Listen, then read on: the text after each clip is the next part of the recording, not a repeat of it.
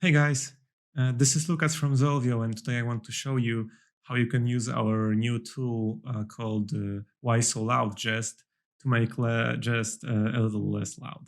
So let's jump to the code and I will show you what we mean.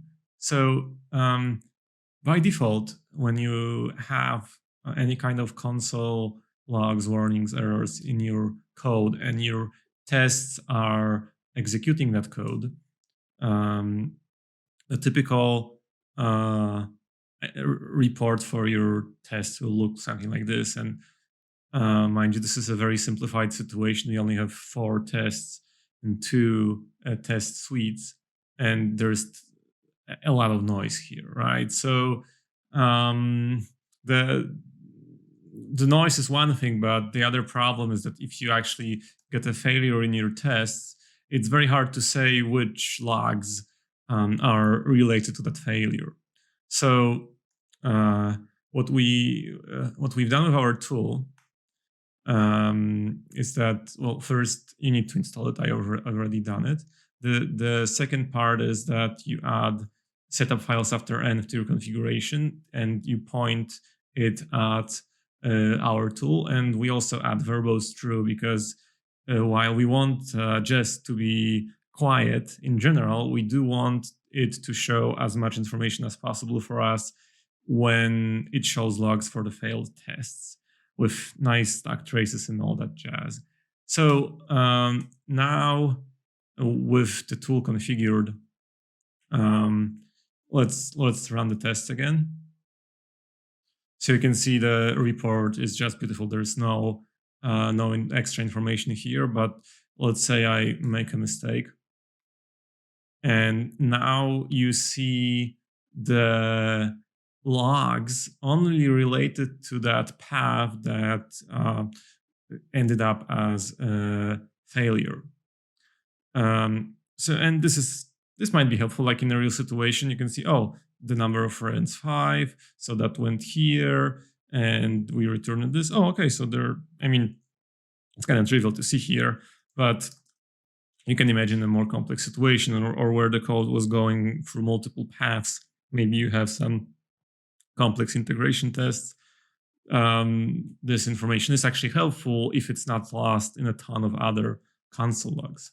So I fixed that, and the warnings and the console logs go away.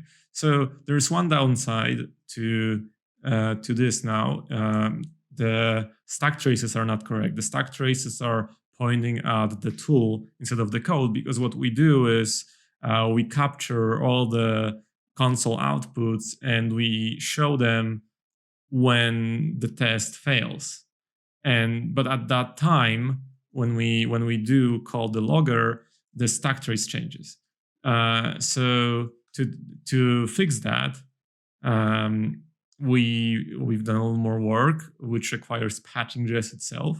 So to do that, run this command. So npx ysol.jest, assuming you are in the top folder of your package, and that will print you some instructions. So one thing it says is that you need to add patch package to post install scripts, post install script. And what that will do, and then we need to obviously install it.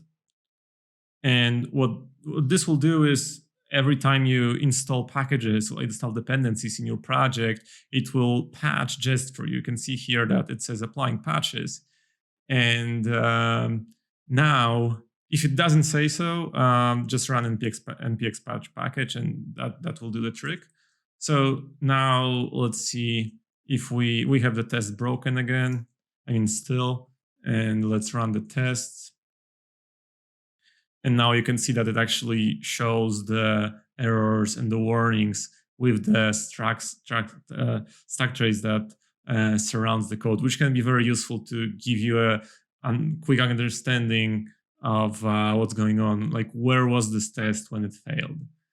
So yeah, that's it. I hope you will find this helpful. It's definitely been helpful for us with projects where we just have a ton of extra logs, and it's very difficult to even scroll through CI to even get to the report page.